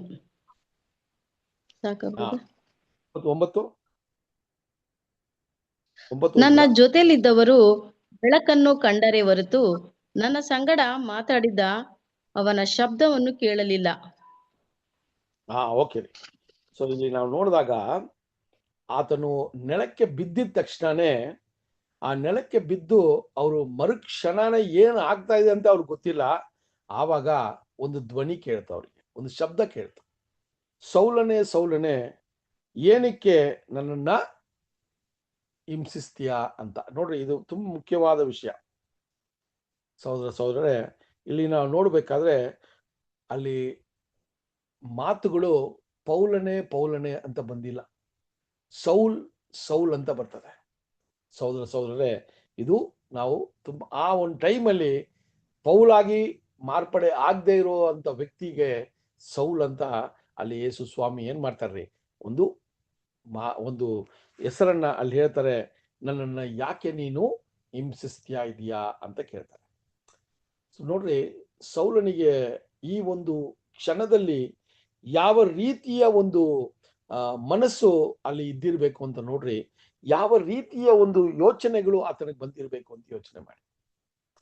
ಧ್ವನಿ ಕೇಳ್ತು, ಶಬ್ದ ಕೇಳ್ತು, ಪೌಲನಿಗೆ ಸ್ವಾಮಿಯ ಬಗ್ಗೆ ಅಥವಾ ಯೇಸು ಸ್ವಾಮಿನೇ ಮೆಸ್ಸಾಯ ಅಂತ ಅವರು ಸ್ವೀಕಾರ ಮಾಡಿಲ್ಲ. ಆ ಸಮಯದಲ್ಲಿ ಇವರಿಗೆ ಈ ಘಟನೆ ನಡೆದಾಗ ಯೇಸು ಸ್ವಾಮಿ ಮೆಸ್ಸಾಯ ಅಥವಾ ದೇವರು ಮಗನು ಅಂತ ಇವರು ಸ್ವೀಕಾರ ಮಾಡಿಲ್ಲ. ಇನ್ನೂ ಅವರಿಗೆ ತಂದೆಯಾದ ದೇವರು ಮಾತ್ರನೇ ಏಕೈಕ ದೇವರು ಅಂತ ಅವರು ನಂಬಿದ್ರು. ಆತನ ಮಗನು ಅಥವಾ ಮೆಸ್ಸಾಯನು ಅನ್ನುವ ಒಂದು ವಿಚಾರ ಇನ್ನೂ ಇಲ್ಲ. ಇದು ಇನ್ನೂ ಕಾಯ್ತಾ ಇರುವಂತ ಒಂದು ಪರಿಸ್ಥಿತಿಯಲ್ಲಿ ಇದ್ರು ಒಬ್ಬ ಯಹೂದ್ಯನಾಗಿ. ಅದಕ್ಕೋಸ್ಕರನೇ ಆ ಶಬ್ದವು ಒಂದು ವೇಳೆ ಯೆಹೋವನ ಶಬ್ದನ ಅಂತ ಅವ್ರಿಗೆ ಯೋಚನೆ ಆಯ್ತು. ಯಾಕಂದ್ರೆ ಕ್ರಿಸ್ತನ ಶಬ್ದ ಅಂತ ಅವ್ರಿಗೆ ಮನವರಿಕೆ ಆಗಕ್ಕೆ ಸಾಧ್ಯ ಇಲ್ಲ. ಯಾಕಂದ್ರೆ ಸ್ವಾಮಿನ ಅವರು ಇನ್ನೂ ದೇವರ ಮಗನು ಅಂತ ಸ್ವೀಕಾರ ಮಾಡಿಲ್ಲ. ಅದರಿಂದ ಧ್ವನಿ ಒಂದು ವೇಳೆ ಯೆಹೋವನು ಆತನ ದೂತನ ಮುಖಾಂತರ ನನ್ನ ಹತ್ರ ಮಾತಾಡ್ತಾ ಇದ್ದಾರ ಅನ್ನುವ ಒಂದು ಡೌಟ್ ಅವ್ರಿಗೆ ಇದ್ದಿರ್ಬೋದು. ಆದ್ರೆ ಸಹೋದರರೇ, ಅಲ್ಲಿ ಹೇಳ್ತಾರೆ, ಯಾರು ನೀನು ಕರ್ತನೆ ಅಂತ ಹೇಳುವಾಗ ಅಲ್ಲಿ ಹೇಳ್ತಾರೆ, ಸಹೋದರರೇ, ನಾನೇ ನಜರೇತಿನ ಯೇಸು ಅಂತ ಅವ್ರನ್ನ ಇಂಟ್ರೊಡ್ಯೂಸ್ ಮಾಡ್ತಾರೆ. ಸಹೋದರರೇ, ಯೋಚನೆ ಮಾಡಿ, ಈ ಒಂದು ವಿಚಾರ ಕೇಳಿದ ತಕ್ಷಣ ಪೌಲನಿಗೆ ಯಾವ ರೀತಿಯ ಒಂದು ಮನಸ್ಥಿತಿ ಉಂಟಾಗಿರ್ಬೇಕು. ಯಾವ ಒಂದು ಜನರನ್ನ ನಾನು ಹಿಂಸಿಸ್ತಾ ಇದ್ದೀನೋ, ಯಾವ ಜನರನ್ನ ನಾನು ಬಂಧಿಸೋದಕ್ಕೆ ಹೋಗ್ತಾ ಇದ್ದೀನೋ, ಅವರು ಫಾಲೋ ಮಾಡ್ತಾ ಇರುವ ಕ್ರಿಸ್ತನೇ ಈಗ ನನ್ನಲ್ಲಿ ಮಾತಾಡ್ತಾ ಇದ್ದಾರೆ.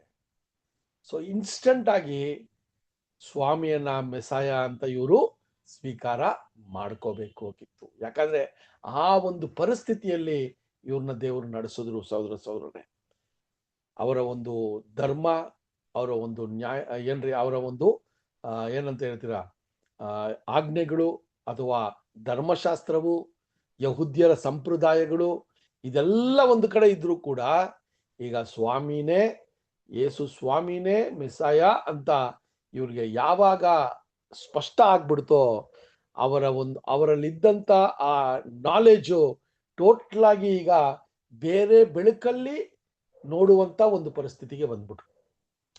ಯಹೂದ್ಯರ ಬೆಳಕಲ್ಲಿದ್ದರು, ಈಗ ಸ್ವಾಮಿನೇ ಮೆಸ್ಸಾಯ ಅಂತ ಬಂದಾಗ ಅವರ ನೋಡುವಂತ ದೃಷ್ಟಿ ಟೋಟಲ್ ಆಗಿ ಬದಲಾವಣೆ ಆಗುವಂತ ಒಂದು ಪರಿಸ್ಥಿತಿಯಲ್ಲಿ ನಿರ್ಮಾಣ ಆಯ್ತು. ಸಹೋದರರೇ, ಸೊ ಆ ರೀತಿಯ ವಿಚಾರಗಳನ್ನ ನೋಡ್ಬೇಕಾ, ಅಲ್ಲಿ ಹೇಳ್ತಾರೆ, ನಾನು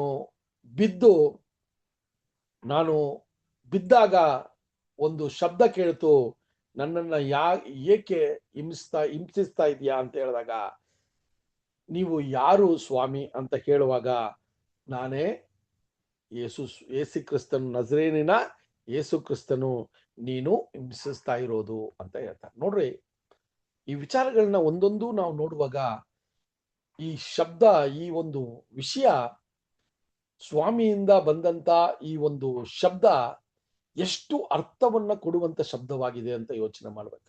ಇದರ ಬಗ್ಗೆ ನಾವು ಗಮನ ಕೊಡಬೇಕು, ನಾವು ಧ್ಯಾನ ಮಾಡ್ಬೇಕು. ಯಾಕಂದ್ರೆ ಕ್ರಿಸ್ತನಲ್ಲಿ ಬಂದಂತ ಒಂದೊಂದು ಸಹೋದರ ಸಹೋದರಿಯರು ಕೂಡ ಅವರು ಕ್ರಿಸ್ತನ ನಿಮಿತ್ತ ಪಡುವಂತ ಸಂಕಷ್ಟಗಳು, ಬಾಧೆಗಳು, ಇದೆಲ್ಲ ಕೂಡ ಅವರ ಜೀವನದಲ್ಲಿ ಅದು ನಡೀತಾ ಇದೆ ಅಂದ್ರೆ ಅದು ಕ್ರಿಸ್ತನಿಗೂ ನಡೀತಾ ಇದೆ ಅನ್ನುವ ಒಂದು ಮನಸ್ಥಿತಿಯನ್ನ ನಾವಿಲ್ಲಿ ನೋಡಬೇಕು. ಸಹೋದರರೇ, ಸುಮ್ಮನೆ ಹಂಗೆ ನಮ್ಗೇನೋ ಒಂದು ಸಂಕಷ್ಟ ಬರ್ತಾ ಇದೆ, ಸ್ವಾಮಿ ಹಂಗೆ ನೋಡ್ತಾ ಇದ್ದಾರೆ, ಸರಿ ಅದ್ರಲ್ಲಿ ನೀನು ಜಯಗೊಂಡು ನೀನ್ ಬಂದ್ಬಿಡು, ನಾನು ನಿನ್ನನ್ನ ಪರಲೋಕಕ್ಕೆ ಕರ್ಕೊಂಡು ಹೋಗ್ತೀನಿ ಅನ್ನುವ ಒಂದು ಸ್ವಾಮಿ ಅಲ್ಲ.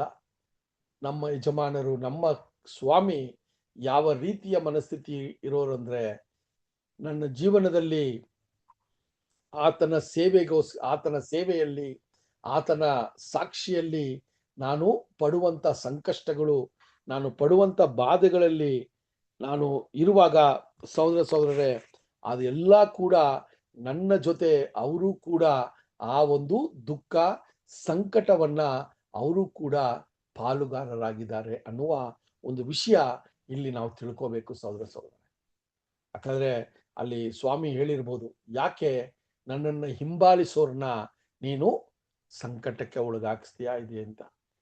ನನ್ನನ್ನ ಹಿಂಬಾಲಿಸೋರ್ನ ಯಾಕೆ ನೀನು ಸಂಕಟಕ್ಕೆ ಒಳಪಡಿಸ್ತಾ ಇದೀಯಾ ಅಂತ ಕೇಳಬಹುದಾಗಿತ್ತು. ಆದ್ರೆ ಹೇಳ್ತಾರೆ, ನನ್ನನ್ನ ನೀನ್ ಯಾಕೆ ಹಿಂಸಿಸ್ತಾ ಇದೀಯಾ ಅಂತ ಕೇಳ್ತಾರೆ.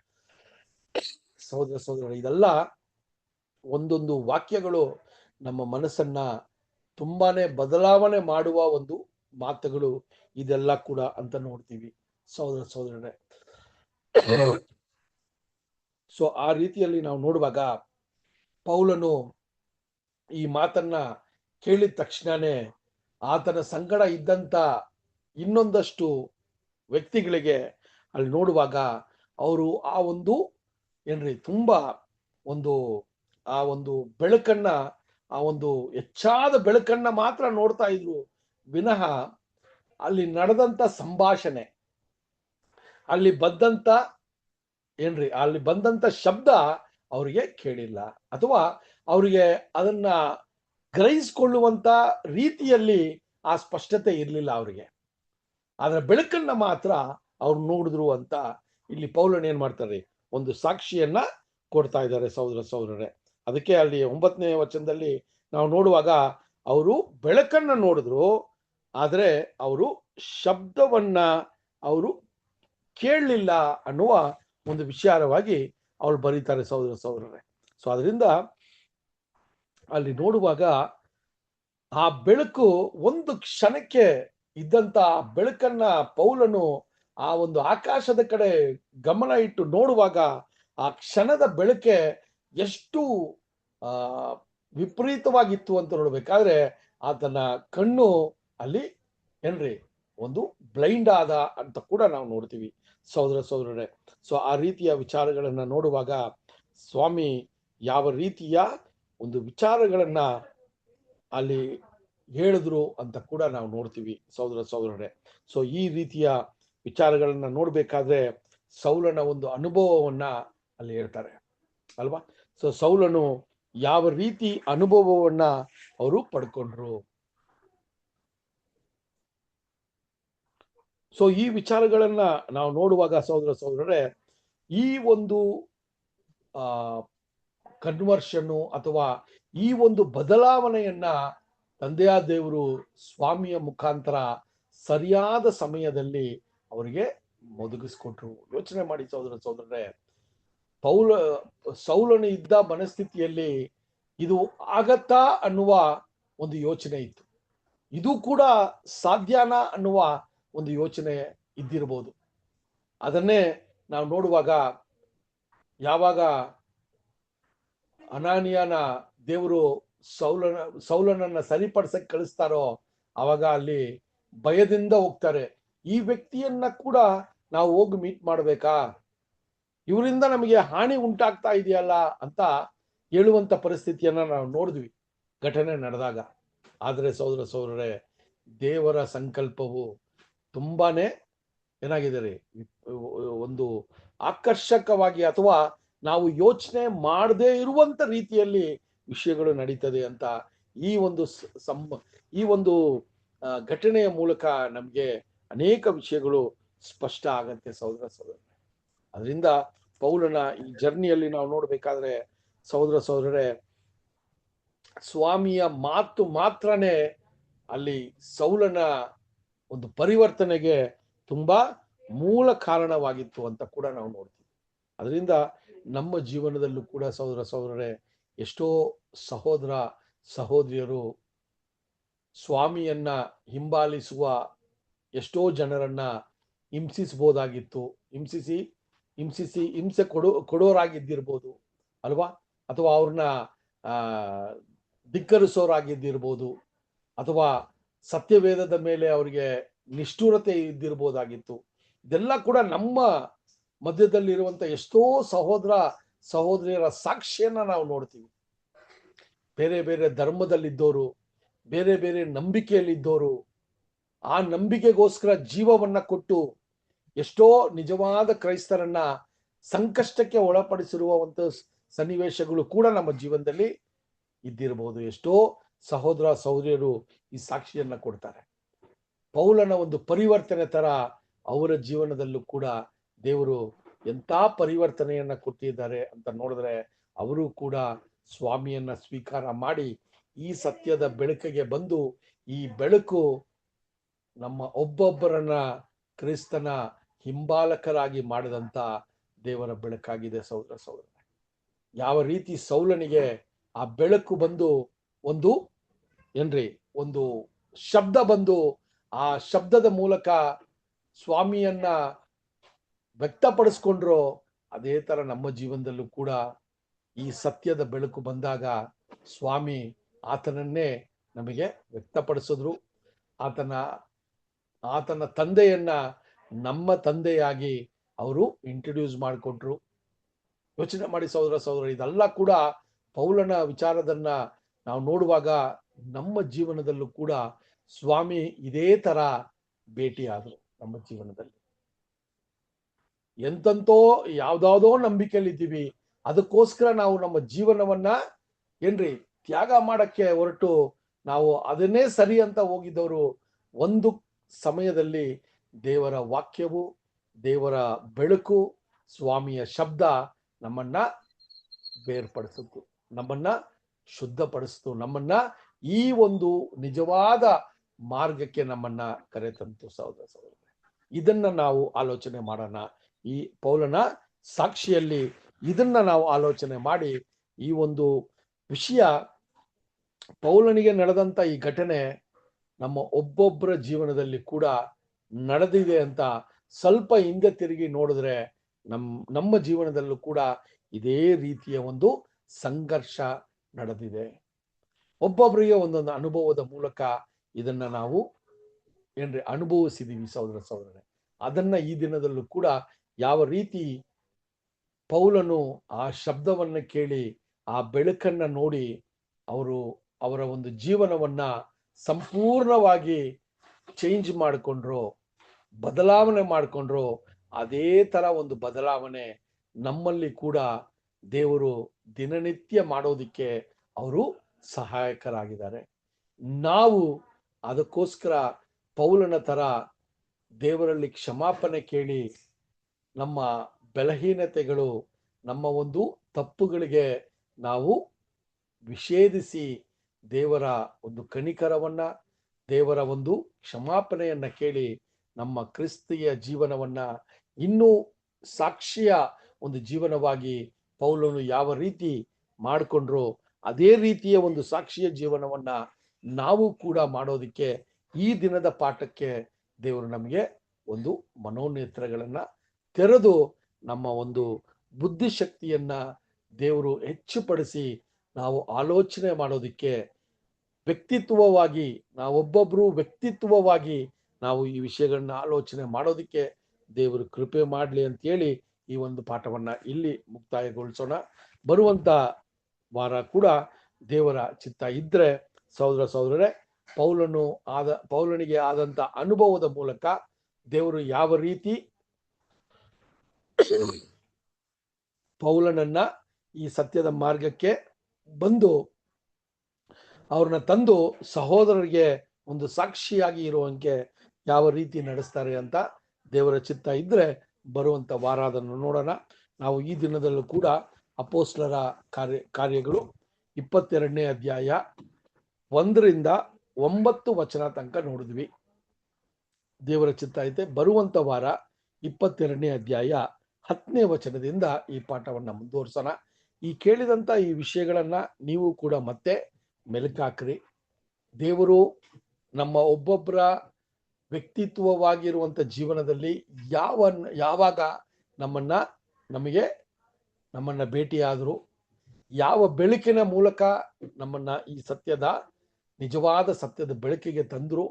ಆ ತಂದ ನಂತರ ನಮ್ಮ ಪರಿವರ್ತನೆ ಯಾವ ರೀತಿ ಆಗ್ತಾ ಇದೆ, ಪೌಲನ ತರ ಪರಿವರ್ತನೆ ಆಗೋದಿಕ್ಕೆ ನಮ್ಮ ಪ್ರಯತ್ನಗಳು ಹೆಂಗಿದೆ, ಸಾಕ್ಷಿಯ ಜೀವನವನ್ನ ಯಾವ ರೀತಿ ನಡೆಸ್ತಾ ಇದ್ದೀವಿ, ಇದೆಲ್ಲ ಕೂಡ ನಾವು ಆಲೋಚನೆ ಮಾಡೋದಕ್ಕೆ ದೇವರ ಪವಿತ್ರಾತ್ಮನ ಒಂದು ಅನುಗ್ರಹವನ್ನ ಕೇಳೋಣ. ಮತ್ತೆ ದೇವರ ದೇವರ ಪವಿತ್ರಾತ್ಮವನ್ನ ಕೇಳಿ ದೇವರ ಆ ಒಂದು ಪರಲೋಕದಿಂದ ಬರುವಂತ ಜ್ಞಾನವನ್ನ ದೇವರಲ್ಲಿ ಕೇಳಿ ನಮ್ಮನ್ನ ನಾವು ಸಿದ್ಧಪಡಿಸ್ಕೊಳ್ಳೋದಕ್ಕೆ ದೇವರು ದಯ ಮಾಡಲಿ ಅಂತ ಹೇಳಿ ಈ ಒಂದು ಪಾಠವನ್ನ ಮುಗಿಸ್ಕೊಳ್ತೀನಿ. ಇದನ್ನದಲ್ಲೂ ಕೂಡ ಈ ಪಾಠವನ್ನ ಮುಗಿಸುವ ರೀತಿಯಲ್ಲಿ ನಮ್ಮ ಮಧ್ಯದಲ್ಲಿರುವ ಯಲ್ಲಪ್ಪ ಬ್ರದರ್ ಪ್ರಾರ್ಥನೆಯ ಮೂಲಕ ಈ ಕೂಟವನ್ನ ಕೊನೆಗೊಳ್ಳುವಂತೆ ಕೇಳ್ಕೊತೀವಿ. ಪ್ರಾರ್ಥನೆ ಮಾಡಿಕೊಳ್ಳೋಣ. ಪ್ರೀತಿಯ ಸ್ವರೂಪನಾದ ಪರಲೋಕ ತಂದೆ, ನಿಮ್ಮ ಪರಿಶುದ್ಧ ನಾಮಕ್ಕೆ ಮಹಿಮೆ ಉಂಟಾಗದಪ್ಪ ತಂದೆ. ತಂದೆ ಆದಿಯಿಂದ ಅಂತ್ಯದವರೆಗೂ ನಿಮ್ಮ ಪ್ರಸನ್ನತೆ ಇದ್ದು ಈ ಕೂಟವನ್ನು ಇದುವರೆಗೆ ನಡೆಸಿಕೊಟ್ಟಿದ್ದಕ್ಕಾಗಿ ಸಹ ಧನ್ಯವಾದ ತಂದೆ. ತಂದೆ, ಈ ವಾರ ಇನ್ನು ಯಾವ ಸೋದರ ಬಂದಿರೋ ತಂದೆ, ಅವ್ರಿಗೆ ಸಹ ತಂದೆ ಮುಂದಿನ ಸಮಯದಲ್ಲಿ ಬಂದು ನಿನ್ನ ವಾಕ್ಯವನ್ನು ಕೇಳುವಾಗೆ ಸಹಾಯ ಮಾಡು ತಂದೆ. ತಂದೆ, ಇದುವರೆಗೆ ನನ್ನ ವಾಕ್ಯವನ್ನು ನಾವು ಸಹ ತಂದೆ ಕೇಳಿದ್ದೀವಪ್ಪ ತಂದೆ. ಆ ವಾಕ್ಯದ ಪ್ರಕಾರ ನಾವು ಸಹ ತಂದೆ ನಿಮ್ಮ ಚಿತ್ತಕ್ಕನುಸಾರವಾಗಿ ನಡೆದು ನಿಮಗೆ ಮೆಚ್ಚುಗೆಯಾಗಿ ಜೀವಿಸಿ ನಮ್ಮ ಓಟ ಓಡಿ ಮುಗಿಸೋ ಹಾಗೆ ತಂದೆ ನಮ್ಮೆಲ್ಲರಿಗೆ ಕೃಪೆ ಕೊಡು ತಂದೆ. ಇವತ್ತಿನ ವಾಕ್ಯ ತಿಳಿಸುವಂಥ ಸೋದರಿಗೋಸ್ಕರ ಅವರ ಕುಟುಂಬಗೋಸ್ಕರ ಸಹ ಬೇಡ್ಕೊಂಡ್ರೆ ತಂದೆ, ನಿಮ್ಮ ಪವಿತ್ರ ಆತ್ಮನ ಸಹಾಯದಿಂದ ನಮ್ಮೆಲ್ಲರಿಗೆ ನಿನ್ನ ವಾಕ್ಯವನ್ನು ತಿಳಿಸುವ ಹಾಗೆ ತಂದೆ ಸಹಾಯ ಮಾಡಿದ್ದಕ್ಕಾಗಿ ಸಹ ಧನ್ಯವಾದ ತಂದೆ.